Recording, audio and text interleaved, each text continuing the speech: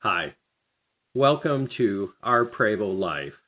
On this channel, I'm going to talk about our experiences owning several Prevost luxury bus conversion RVs. Many of these segments will apply to any RV, but our emphasis is going to be on the Prevost Bus Conversion RVs. We're going to talk about the benefits, the trials, and the travails of owning a Prevost. All right, let's get to it.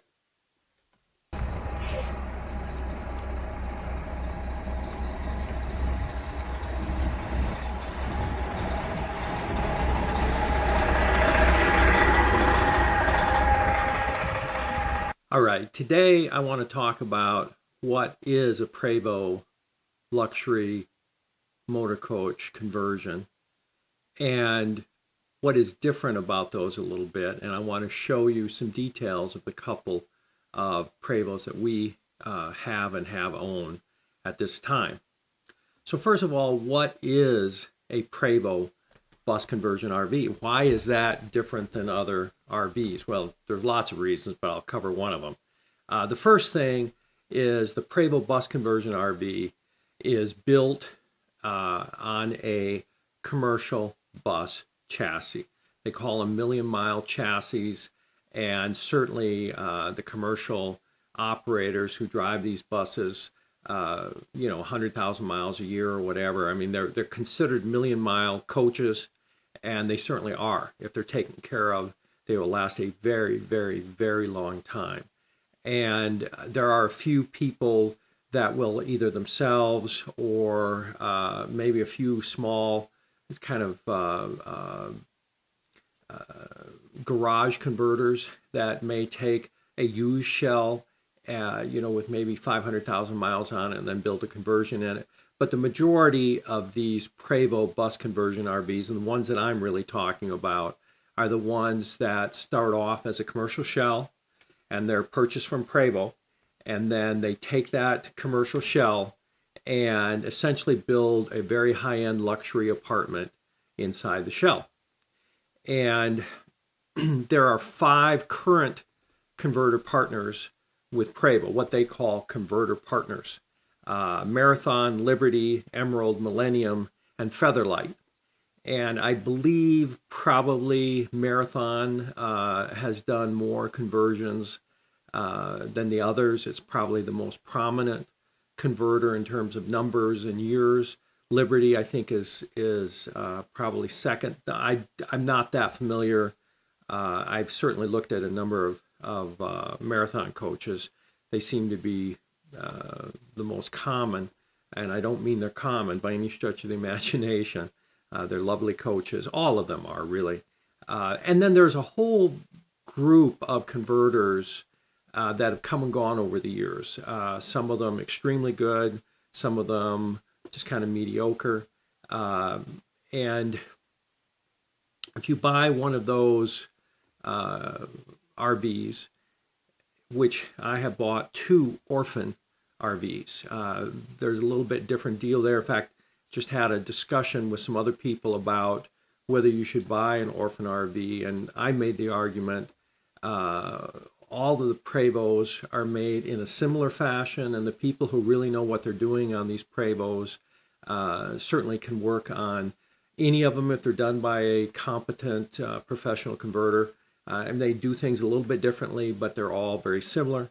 And I don't think you should primarily be concerned about who the converter is. You should be concerned about, if you're going to buy a used coach anyway, you should be concerned about the how well it's been maintained, what kind of condition is it in, and your personal preference. For example, my first orphan coach didn't have any owner's manuals. I had a whole bunch of owner's manuals, and I bought it, and when I got home, I found out those owner's manuals weren't even for my coach. They weren't even for a Prevost, so I obviously didn't do my due diligence there. So, but even then, a really good backyard mechanic, which I had a friend who was a very good, very capable mechanic, he was able to figure out pretty much everything, and certainly the professional converters were able to work with, or the professional repair people were able to work with both coaches without any significant problems. So and I when I bought this last one, I again bought an orphan coach, and I wanted to buy a coach that wasn't an orphan because there are some advantages. You have somebody you can talk to who is involved in the building of the coach, the design of the coach. And I had kind of intended to buy a Marathon. I looked at a Marathon; it was very nice, but we just fell in love with this American Carriage Conversion, particularly the inside, but also the outside paint. Some of the conversions, some of the older conversions done in the 80s and 90s kind of looked like like a Las Vegas strip joint or whorehouse or something. I don't know. They're just way too flashy. And you're going to look at mine and think it's flashy. And some of them are a lot worse. So anyway, getting back to what is a Prevost bus conversion RV. So you start with this shell from Prevost. And at least until recently, there's been two shells. I understand maybe they came out with a new shell recently. There was the XL2, which they are still, I believe, building. They certainly have been until just recently, and also the M3. The XL2 is a stainless steel shell, which I prefer the look of, and I also prefer the layout of personally. The H3 it's more of the plastic-looking exterior. Looks more similar to other RVs, not by any means a comment on the quality. I believe the H3s run a little bit more. I believe the shell is a little bit more expensive. And I think the majority of people who are buying new conversions are probably buying H3s rather than XL2s. But personally, my wife and I prefer the layout and the steps and stuff on the XL2 to the H3. And although we looked at this very nice H3 Prevost, we actually spent a little bit more money on a XL2 that we just preferred.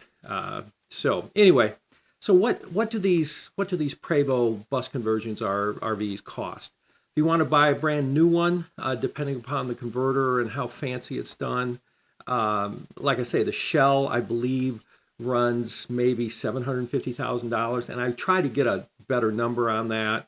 I couldn't, and I could be off significantly, but that sounded reasonable to me. And then the completed coach can run from, I think I've seen them from one of the approved converters or converter partners as low as $2 million. Usually they're closer to $3 million. I've seen a few that were over $3 million. So you're talking very much a luxury item that very few people certainly can afford brand new. And I certainly can't afford a brand new one. Now, used coaches. And this is just guesstimate, and it's a little bit dated. I think maybe the prices have come down a little bit in the last year, but a 5 to 7 year old coach, instead of $2 to $3 million, you're probably looking at 800 to $1.3 million, something like that. A 10 to 12 year old coach, 500 to 800. A 20-ish year old coach, 200 to 300. And there are some old, really nice old coaches out there that you can purchase for under $100,000 that I wouldn't be scared of. In fact, a year ago, I sold my 1985 coach. It was a very nice coach. I'll show you some pictures here in a minute. And it was in excellent condition. And I had just put new tires and new batteries in it. And I sold it for $72,000. I think the guy got a great coach that will go for a long time for him. So let me talk about now I'm going to show you some photos of the two coaches that we've owned, and I'm going to talk about them as we go. So the first photo just shows you as an executive coach corp conversion. This is a picture of it. I thought it was a very classy look. This is a 1985 coach, looked almost new, and it was well taken care of. We put a fair amount of money into it. Had a beautiful control panel above the driver that controlled all of the systems. We put in new Isri seats. They were very comfortable air ride seats. This is the classy look of the sitting area. This is just another look, and you can see the kitchen in the back there, a full-size refrigerator. Again, a very, very classy look. I thought there you can see back into the bedroom. You can see the shower and the reflection. This was not a slide-out coach, so there was a queen bed facing front to back. There you see the shower, the toilet's in the corner there, Again, a picture of the bedroom. And here's the coach at Big Sky Ski Resort in the summertime. And here's where I was going between the two coaches. I had them both for a period of a month or two. The second coach that we bought was a 2001 conversion by American Carriage. Here's a picture of the 2001. As you can see, again, looks nearly new, as these things do if you take care of them. This is actually when we picked it up. Here's the inside. We've made some changes I'll talk about later, but that's the front. Here's the side of the coach. Just a beautiful finishes. We love the wood finishes in this coach. That's why we got it. This had actually a small dinette rather than the two seats on the side. And of course, you got your shower. The XL2s are 5 feet longer. We actually has a washer and dryer you can really only use when you're hooked up. It has a king size bed that is side to side with a slide out. It has two vanity. It's got a pop-up TV in both the front, a drop down in the front and a pop-up in the back. Here's your air and water, and then you've got all these buttons that control everything. Here's the electrical panel, both the 120 and the 12 volt. And that's it for today. We'll see you next time on Our Prevost Life.